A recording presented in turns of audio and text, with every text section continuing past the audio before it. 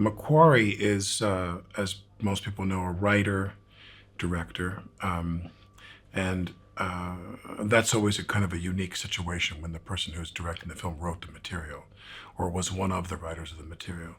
And the good news is that he's very clear on what he likes and what he doesn't like in terms of dialogue and pacing, and he's very open to you giving him suggestions for things that fit into your mouth better or you think make more sense logically, but also knows when to say, no, this is what I want you to say.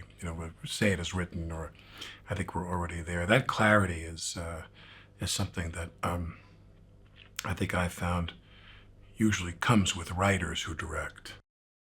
He's very vigilant. He comes to work every day. He's on the set every day. He's got notes and he's got input about everything that's being done.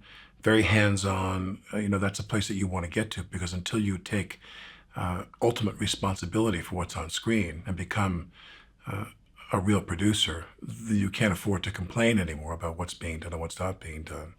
And Tom has taken that responsibility. And I must say the results here since I've been here, it's wonderful because it's intense. We work. We keep the day as focused on the work. I mean, there's laughs and there's fun and there's camaraderie, but we get a lot done every day. My character, Alan Hunley, is the director of the CIA. The IMF is a kind of a little indie we have in the intelligence community, and I want them gone. I want them shut down. Renner is very much a very physically capable guy, and I like that. I like the challenge of that, because I like that the guy I'm up against is tough. Not just mentally tough, but physically tough. My character spends a lot of time leaning on Brad. My character spends a lot of time working on Brad, too, in this kind of Melvillian way where my character's going around going, where is Hunt, where is Hunt, where is Hunt?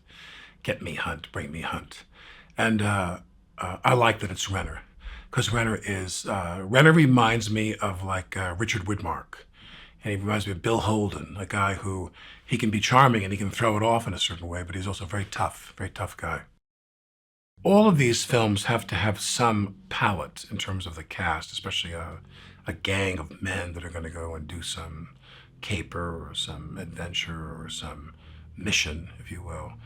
And to have someone who has even just a whiff of a sense of humor they can bring to the piece, even with a look or just a very small phrase or something.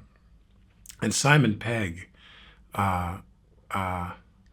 he is that person that brings the kind of a wink and the kind of charm to the piece and the kind of irony to the piece that I think those pieces always need. Whenever you make a film, the script is the beginning of that process. You read the script and you get excited about who the cast is, especially if it's people you've really been, you've had your sights set on working with them. But when you show up to shoot and you start to shoot, you realize that the camera is the star of every film. And the camera is the element of the film which, if it doesn't get what it needs, we're going to go again until we do. And the man or woman or team of people, for that matter, who are responsible for that really are fundamentally the most important part of the whole thing.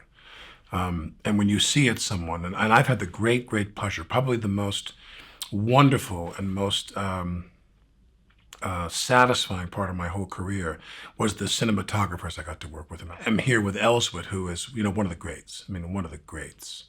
And made so many great films, won the Oscar for There Will Be Blood, and shot those P.T. Anderson films, Magnolia with Tom and Boogie Nights. And you just really, it really kind of psychs you up.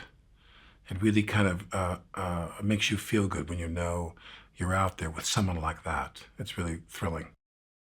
My dad would watch the show, and Mission Impossible would be on, and they'd be trapped in some chamber, and they were going to run out of oxygen, or the cyanide was going to go off, or some time-sensitive thing, and he'd look at his watch, Martin Landau or someone, and say, "We better hurry up, Jim, because we only have," and my father would say, "5 minutes," and Martin Landau would say, "5 minutes to live." I'd look at my dad, I go, How did you know that? I was like 7 years old, and my father would say, because there's only 5 minutes left in the show. This episode of the show is over in 5 minutes. I would be like, wow, it's interesting how you put all that together. The first movie I remember seeing with Tom where he changed on film. Like you see Tom become, I don't want to say become a man, because it wasn't that he wasn't a man on film, but he becomes a different kind of man. He took those reins of being kind of cool and different. You don't come to the audience comes to you. You know, you become a real action star. Well, there's an integrity to you, there's a depth to you, but you don't have to push too hard. You're just there. And he just shows up and everything's there. And that's where Tom is at in his career, you know. He shows up and everything is there on film.